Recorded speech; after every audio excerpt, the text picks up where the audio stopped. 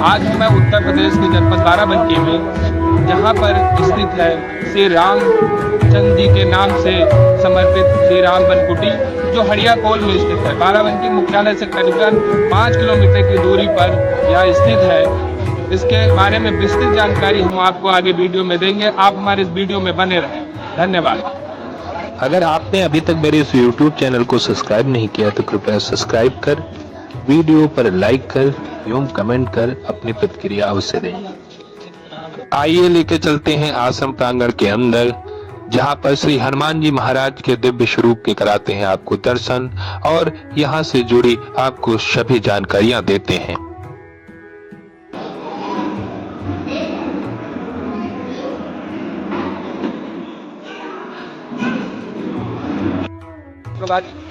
Shri Ram one कुटी आश्रम हड़िया कोल के प्रांगण में ये स्थल जो है बाबा बद्रीदास जंगली बाबा का ये स्थान था। जंगली बाबा के 2 शिष्य हुए, स्वामी रामदास जी महाराज, स्वामी रामजान दास, स्वामी रामजान दास जी और स्वामी रामदास जी।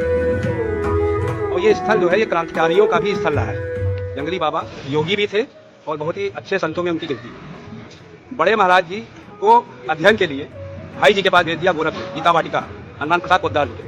वहाँ से बड़े महाराज जी ने मानस का अध्ययन किया। छोटे महाराज जी स्वामी अभयानंद सरस्वती वे जिनका कैलाश आश्रम, उनके साथ कुछ दिन रहे। महाराज जी जब मानस सीख के आए तो स्वामी रामसुख दास जी का एक बहुत बड़ा नाम आप लोगों ने सुना होगा, गीता के वो प्रकांड विद्वान।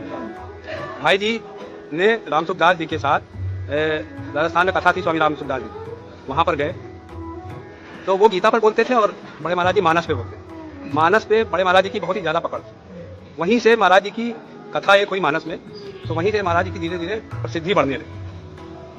जब महाराज जी के बहुत भक्त हो गए तो उदयपुर के प्रवास में तो ज़्यादातर महाराज जी के डॉक्टर जो थे वो लोग फॉलोवर्स थे। महाराज जी ने अपने जीवन में बहुत ही समाज सुधार के ऊपर लीलाएं लिखी। समाज की बहुत चिंता रहती थी, एजुकेशन और हेल्थ के ऊपर महाराज जी ने चर्चा की। जो उदयपुर के जो बड़े डॉक्टर थे, डॉक्टर आर के अग्रवाल था, जिनको BC राय अवार्ड मिला, जैसे फिल्म फेयर अवार्ड होता है पिक्चरों में, उसी का BC राय सबसे बड़ा सर्वोच्च पुरस्कार बोला जाता है। तो 1980 में एक चर्चा हुई, क्योंकि महाराज जी का जो जन्म स्थान था वो बाराबंकी जनपद था, रायगढ़। तो महाराज जी ने डॉक्टरों से चर्चा की, क्या हमारे यहाँ भी इस तरह का छोटा मोटा सेवा का कार्य हो सकता है। तो डॉक्टरों ने कहा कि हाँ, क्यों नहीं हो सकता महाराज जी। तो 80 में वो लोग एक बार देखने आए इस स्थान पर। तब ये बहुत भयानक जंगल था। अभी भी ये पीछे का जो क्षेत्र है ये बड़ा जंगल के ही रूप, तो यहाँ आने का रास्ता नहीं था। मतलब आप समझिए कि एक ये कुटिया बनी थी जो प्राचीन राम मंदिर जिसको, वो लोग आए यहाँ पर 80 में देखा। तो 81 में यहाँ पर पहला शिविर एक कमरे के अंदर शुरू हुआ। ऑपरेशन टेबल नहीं थी तो महाराज जी ने कहा, क्योंकि संत लोगों की महिमा अलग होती है, उन्होंने कहा कि पटरे के ऊपर बना, पटरे के ऊपर ऑपरेशन टेबल बन गया। एक कमरे में ऑपरेशन शुरू हुए, पेट्रोमैक्स की रोशनी में 100 ऑपरेशन यहाँ पर शुरुआत सक्सेसफुल हुए।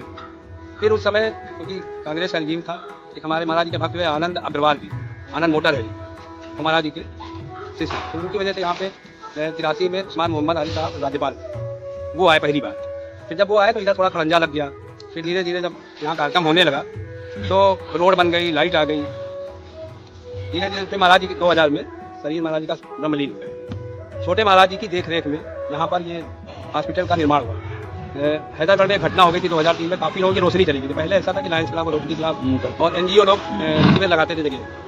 तो हाँ 2003 में रोशनी चली गई थी। तो हमारे यहाँ भी कैंप का आयोजन हुआ था और यहाँ पर मरीज आ गए, क्योंकि दूर दूर के मरीज आते हैं। हमारा रजिस्ट्रेशन था 2-3 हज़ार लोगों का रजिस्ट्रेशन। तो हमारी भी रवि नायक साहब थे, तो उन्होंने ये कैंसिल कर दिया पूरे प्रदेश का कि आप किसी NGO को परमिशन नहीं मिलेगी आग की ऑपरेशन कर। तो यहाँ की सारी जनता और सारे लोग, सब लोग CMO ऑफिस हम लोग पहुँचे। फिर वो रवि नायक जी ने फिर यहाँ पे निरीक्षण कराया और हम लोग को परमिशन मिली और शिविर का आयोजन हुआ। फिर ये हुआ कि एक हॉस्पिटल का निर्माण किया गया। तो आज ये 300 बेड का हॉस्पिटल स्वामी रामदास जी महाराज स्मृति चिकित्सालय हॉस्पिटल जो है वो आज यहाँ पर स्थापित है। प्रतिवर्ष हम लोग 3500 से नहीं संसार, तो उन्हीं की कृपा बरस रही है, जितना बड़ा आयोजन है। और हर बृहस्पतिवार रामकृष्ण मिशन जो अपना है लखनऊ का, तो स्वामी विवेकानंद पॉली क्लिनिक है, उनकी यहाँ पर OPD 35 डॉक्टरों की बस आती है। और उसमें नेत्र के ऑपरेशन, सेंट्रल विभाग चलता है यहाँ पे, हार्ट के डॉक्टर आते हैं, बच्चों के और होम्योपैथिक, आयुर्वेदिक, सबका निःशुल्क इलाज। फिर यहाँ पे बृहस्पतिवार को जो मरीज मिल जाता है नेत्र का शिविर के बाद, उसका ऑपरेशन स्वामी विवेकानंद हॉस्पिटल में निःशुल्क कराया। चलिए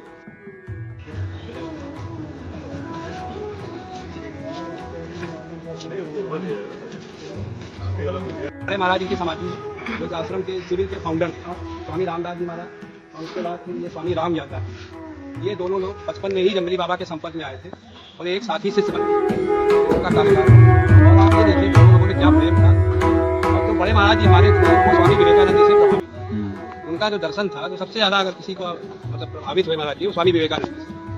स्वामी विवेकानंद जी का जो वाक्य था नर सेवा नारायण सेवा, कि मनुष्य में ही परमात्मा के दर्शन हुए, और वो कार्य महाराज जी ने शुरू किया। और आप ये इत्तेफाक देखिए कि जिस दिन स्वामी विवेकानंद जी ब्रह्मलीन हुए थे 4 जुलाई, उसी दिन बड़े महाराज जी का भी जो है शरीर जो है शांत हुआ।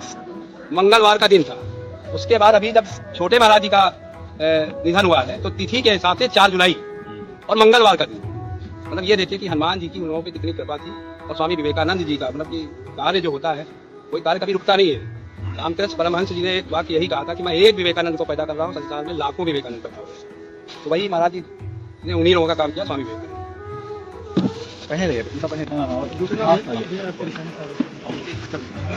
पूर्णिमा से यहाँ पर रजिस्ट्रेशन शुरू हो और 31 दिसंबर को क्लोज हो जाए। शिविर का आयोजन जो है ये वाला, तो ये इतना बड़ा ऑपरेशन थिएटर है कि 12 ऑपरेशन एक साथ होते हैं। 8 टेबल एक साथ चलती, 4 टेबल एक साथ चलती, मतलब विश्व स्तरीय जो है ये ऑपरेशन थिएटर है। क्योंकि इस तरह की अगर ओटी नहीं होगी तो एक साथ तो हमारे यहाँ नहीं है, बाहर से भी, बाहर कंट्री से भी डॉक्टर आते हैं, अमेरिका तक के और सिंगापुर कहाँ के डॉक्टर, मतलब उनको भी इस तरह की ओटी चाहिए। तो ओटी इस तरह की हम लोगों के पास उपलब्ध है। तो अभी तो जो टेबल हमारी चल रही है वो 8 टेबल चल रही है। इसके बाद अभी सर्जरी होगी तो 4 टेबल और बढ़ा दिया, कहीं वाला जो ऑपरेशन, तो 12 टेबल का ये एक साथ ही मतलब ऑपरेशन। बृहस्पतिवार को डेंटल विभाग है, ये खुलता है, तो इसमें मतलब जो विवेकानंद के डॉक्टर है हुआ है। इसके मतलब ये वाली जो ओटी है ये पाइल्स की ओटी है। अभी 21 तारीख से जो ऑपरेशन होने हैं ये ओटी भी खुल जाएगी। तो 12 और 4 8 या 12 और 2 टेबल इसमें, तो 14 ऑपरेशन एक साथ। इतने ऑपरेशन आप समझिए 3-4 सर्जरी मेडिकल के हिसाब से अगर हो जाए 15 दिन में, तो ये एक बहुत बड़ा समझ लीजिए कि मैरेकिल है। ये संभव ही नहीं मेडिकल के हिसाब से 12 मतलब टेबल पे इतने ऑपरेशन हो 15 दिन में हो, सब सफल हो और सब सफल हो। तो ये चीज तो पहली बात तो समर्पण के बगैर नहीं होता। जिंदा में कोई डॉक्टर 1-2 सर्जरी कर देगा, फिर 4 सर्जरी कर देगा, लेकिन यहाँ पर हो नहीं सकता। ये माँ जी की कृपा है।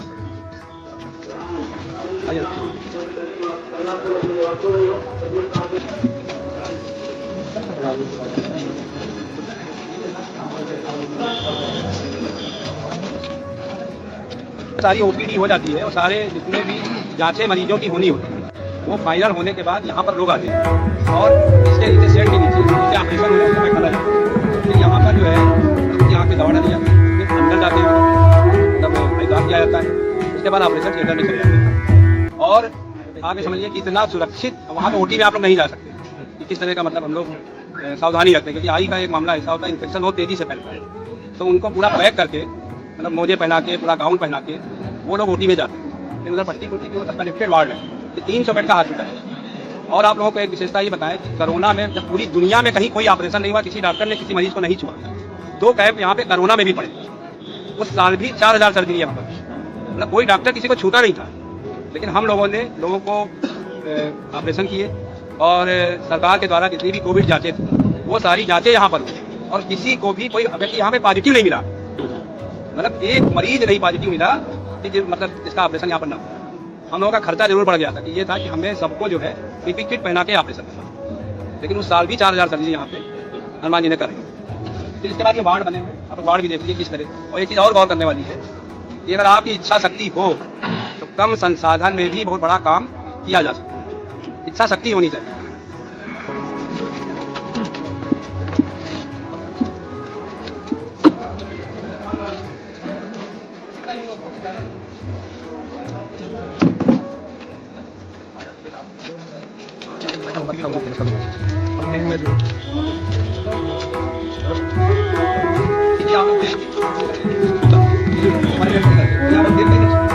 हमारे गेट से निकल सारे ऑपरेशन हो चुके हैं।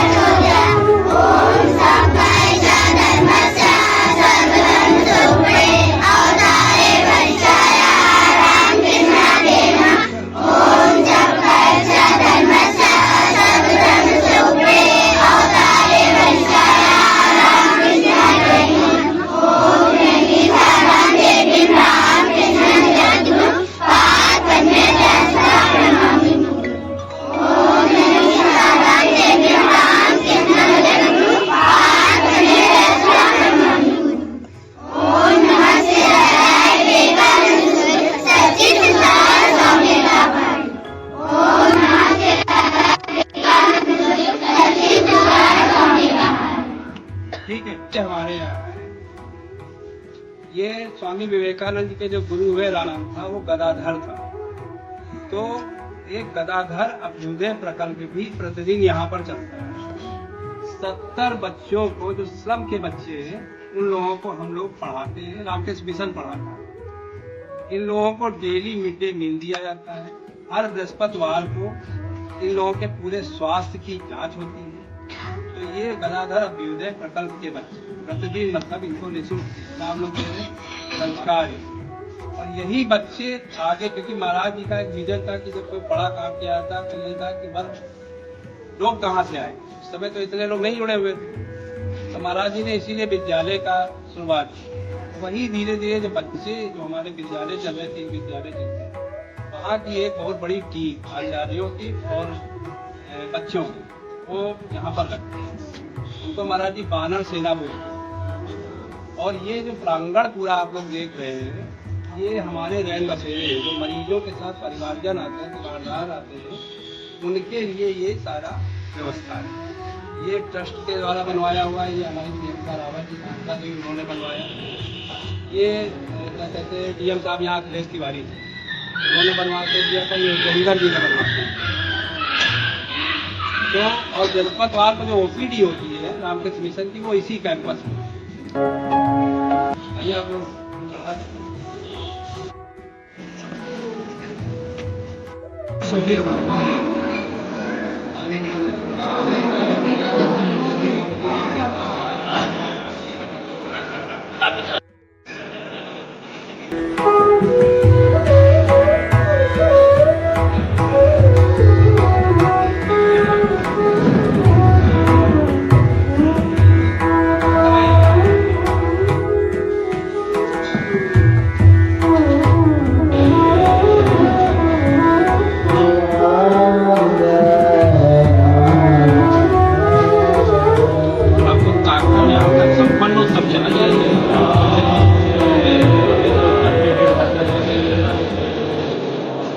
Yeah.